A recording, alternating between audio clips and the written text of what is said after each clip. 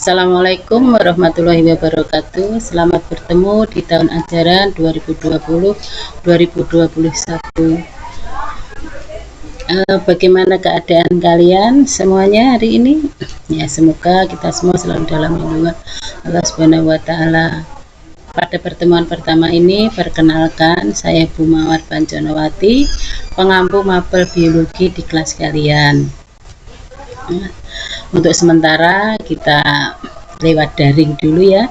Nanti semoga wabah corona segera berlalu dari Indonesia ya, agar kita segera dapat melakukan KBM melalui tatap muka langsung.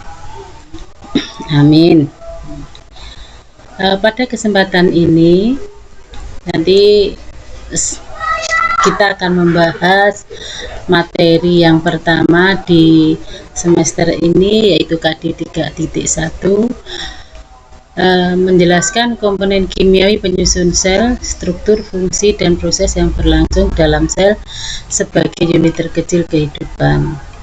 Yang pertama, konsep dan struktur sel yang meliputi sejarah penemuan sel dan perkembangan sel, pengertian sel, kemudian komponen kimiawi penyusun sel. Sejarah penemuan sel. Ada yang masih ingat orang yang pertama kali menemukan sel atau melihat sel? Ya, betul. Bapak Robert Hooke. Beliau mengamati sel gabus ya dengan mikroskop, kemudian melihat ruangan-ruangan kosong yang akhirnya disebut sebagai sebuah sel sampai saat ini. Kemudian ahli yang lain diantaranya Robert Brown, Schleiden dan Schwann, Rudolf Virchow, Felix Dujardin, Johannes Burginius, Max Schultze. Ya, itu para ahli yang berjasa pada penemuan dan perkembangan sel. Kemudian yang kedua, pengertian sel. Ada yang tahu? Ya, bagus. Sel merupakan unit terkecil makhluk hidup yang dapat melaksanakan kehidupan, atau dengan kata lain sebagai unit terkecil dari makhluk hidup atau bagian terkecil dari makhluk hidup. Ya, ketiga, komponen kimiawi penyusun sel. Komponen kimiawi penyusun sel terdiri atas unsur dan senyawa. Unsur nanti ada unsur makro dan mikro, senyawa ada senyawa organik dan anorganik. Ya, kemudian kita bahas tentang sel dulu. Sel berdasarkan ada tidaknya membran inti dibedakan menjadi dua, sel prokariotik yang tidak memiliki membran inti dan sel eukariotik yang memiliki membran inti. Ini contoh dari contoh gambar sel prokariotik atau sel bakteri contohnya, yang organelanya terdiri atas sebagai berikut: dinding sel, kapsul, ribosom, sitoplasma, flagel, membran plasma, ya, dan plasmid, DNA sirkuler atau asam nukleat. Asam nukleat pada bakteri pada prokariotik ini tidak terbungkus oleh membran, ya, tersebar, maka disebut prokariotik. Kemudian yang berikutnya, sel eukariotik, yaitu pada sel tumbuhan.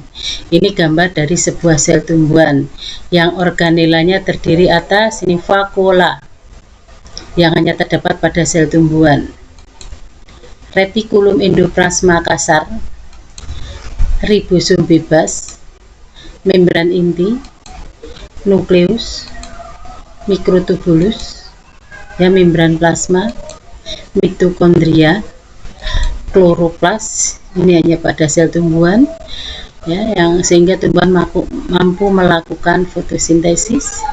Kemudian dinding sel, ya, kemudian vesikel, kemudian badan Golgi. Selanjutnya sel hewan juga termasuk sel eukariotik.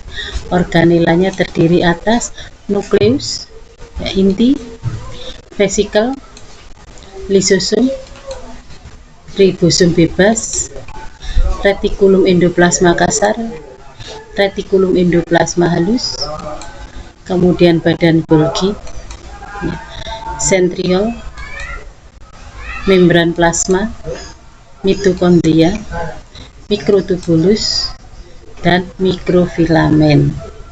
Nah, ini ya, tadi sudah ada 3 gambar sel prokaryotik, kemudian sel eukaryotiknya terdiri atas sel hewan dan sel tumbuhan. Selanjutnya, tugas untuk kalian. Yang pertama, siapa sajakah orang-orang yang berjasa terhadap penemuan dan perkembangan sel? Apa pengertian dari kata sel?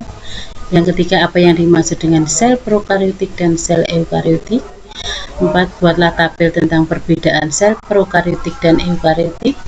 5. Buatlah skema tentang komponen kimiawi penyusun sel. Nah, demikian materi untuk pertemuan yang pertama ini. Ya, sampai ketemu kita di pertemuan yang berikutnya. Ya, sampai jumpa. Wassalamualaikum warahmatullahi wabarakatuh.